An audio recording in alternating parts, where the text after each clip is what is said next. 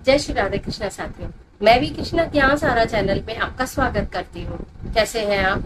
आपके अच्छे स्वास्थ्य और सुखद जीवन की मंगल कामना करती हूँ। आपके अपने इष्ट देवों को कोटि कोटि नमन करते हुए, बड़ों को प्रणाम करते हुए वीडियो प्रारंभ करते हैं। साथियों, आज बात कर लेते हैं योगिनी एकादशी की। आज बात कर लेते हैं आषाढ़ माह के कृष्ण पक्ष की एकादशी की, क्योंकि आषाढ़ माह का जो शुक्ल पक्ष का एकादशी आएगी वो तो फिर देवशयनी एकादशी अलग से वीडियो आएगी। ये है योगिनी एकादशी।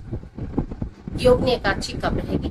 इस योगिनी एकादशी पर हम ऐसा भगवान श्री कृष्ण को क्या अर्पित करें कि हमारे सर्व कार्य सिद्ध हो जाए, हमारी सारी मनोकामनाएं पूर्ण हो जाए और माँ श्री भगवान हरि विष्णु के साथ माता लक्ष्मी प्रसन्न। आज की वीडियो में ये जानकारी लेकर मैं आपके बीच में। चलिए झटपट वीडियो प्रारंभ कर लेते हैं, लेकिन उससे पहले चैनल पर नए आए हैं तो चैनल को सब्सक्राइब कर लीजिएगा और बेल आइकन का बटन भी प्रेस कर लीजिएगा, जिससे आने वाली वीडियोस का नोटिफिकेशन आपको मिले सबसे पहले। मैं बात कर रही हूँ योगिनी एकादशी की।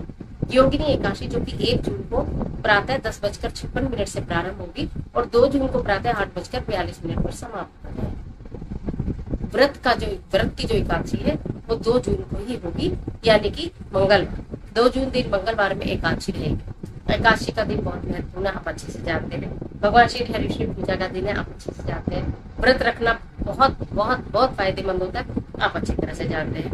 भगवान श्री विष्णु की प्रिय तिथि है, इसके पर व्रत रखने से, एकादशी का व्रत रखने से मोक्ष की प्राप्ति होती है, ये भी आप जानते हैं। अब हर एकादशी पर हम क्या करें, यानी आप व्रत कर रहे हो तो भी और नहीं कर रहे हो तो प्रातः काल आप उठते हैं, एक चुटकी हल्दी डालकर आपको जल में स्नान करना होता है, ठीक है। फिर हल्दी को चंदन में घोलकर आपको भगवान श्री कृष्ण को तिलक करना होता है, सबको तिलक करना होता है जो भी भगवान जी, और फिर आपको वही गंगा जल में घुली हुई हल्दी से अपने मस्तक पर तिलक करना होता है। अपने घर के दोनों मुख्य द्वार के दोनों ओर उस हल्दी से स्वास्तिक बनाना।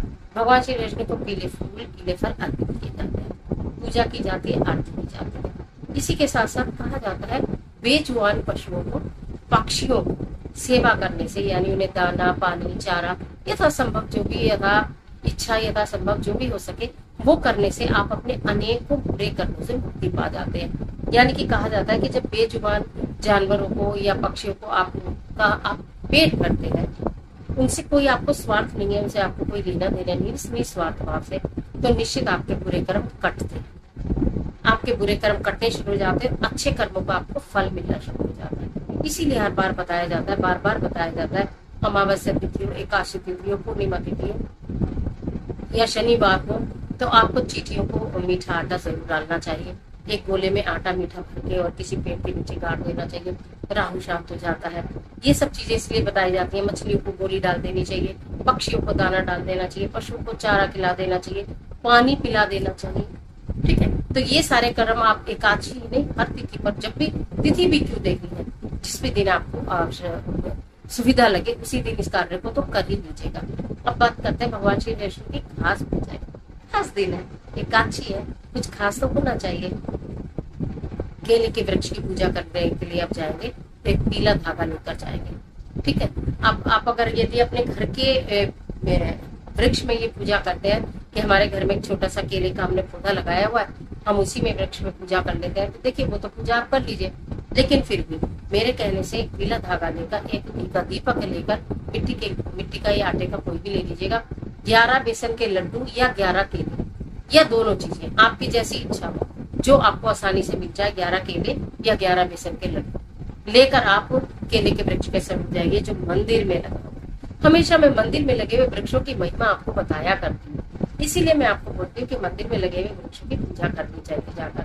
वहाँ बहुत अच्छी वाइब्रेशंस होती हैं, वो दिव्य और पूजनीय वृक्ष होते हैं, उन्हें बहुत बहुत लोग पूजा करते हैं। उनकी मंदिर की सारी प्योर वाइब्रेशन उसके अंदर, इसलिए वहाँ आप अगर अपनी कोई मन्नत मांगते हैं, कोई मनोकामना मांगते हैं, तो वो निश्चित पूरी हो जाती है। तो इस गुरुवार अपनी किसी भी इच्छा के लिए आप एक पीला धागा लेके जाइए, पहले केले के वृक्ष की पूजा कीजिए, उसमें हल्दी और चने की दाल और गुड़ मिश्रित जल अर्पित करिए, ठीक है। आपको अगर एकादशी की कथा पढ़नी है तो उसमें एकादशी की कथा भी पढ़िए, उसके बाद आरती करिए, पूजा जैसी विधि विधान से आप करते हैं वो करिए, ठीक है। उसके बाद आप एक धागा जो मैं आपको बता रही हूँ वो पीला धागा तने में बांधेंगे, 11 बार एक मंत्र बोलना है, ओम भगवते नमो नारायणाय, ओम भगवते नमो नारायणाय, ओम भगवते नमो नारायणाय, ओम भगवते नमो नारायणाय। का जाप करते हुए आपको बस एक ही बार उसको बांध देना है।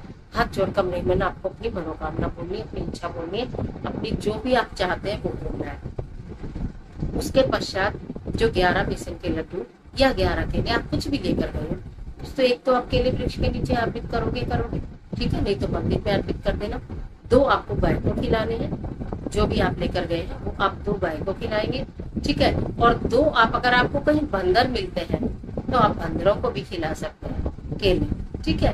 केले बंदरों को खिला दीजिए, केले गाय को खिला दीजिए, केले बच्चों में वितरित कर दीजिए। एक केला, केवल एक केला, 11 केले आपको वितरित ही करने हैं। उनके बाद एक केला आपको बचा कर लाना है। अगर आप एकादशी के दिन केला खाते हैं तो आप उसको खा लीजिए, नहीं खाते हैं तो उसे माथे से लगाकर रख लीजिए, अगले दिन खा लीजिए। बेसन के लड्डू का भोग लगाया है, 11 बेसन के लड्डू का भोग लगाया है, वो भी आपको सब वितरित ही करने हैं। एक अपने घर में वापस लेकर आना है। उसको एकादशी का व्रत है, आप नहीं खा पाएंगे, मस्तक से लगाइए, संभाल के ढक कर रख लीजिए, अगले दिन खा लीजिए, वो आपका प्रसाद।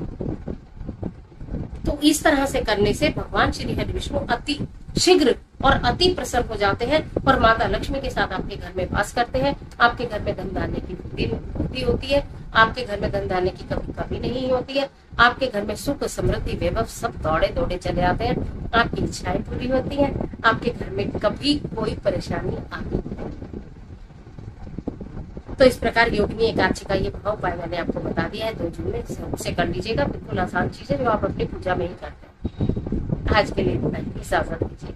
आशा करती हूँ वीडियो आपके लिए बहुत उपयोगी साबित होगी। मिलती है और जबरदस्त वीडियो के साथ, तब तक हंसते रहिए, मुस्कुराते रहिए, अपना और अपने अपनों का ख्याल कीजिए। वीडियो अच्छी लगे तो लाइक कीजिए, जितना चाहे अपने फ्रेंड के साथ शेयर कीजिए और कमेंट बॉक्स में ओम नमो भगवते वासुदेवाय, जय माता लक्ष्मी या अपने इष्ट देव का स्मरण करना। ईश्वर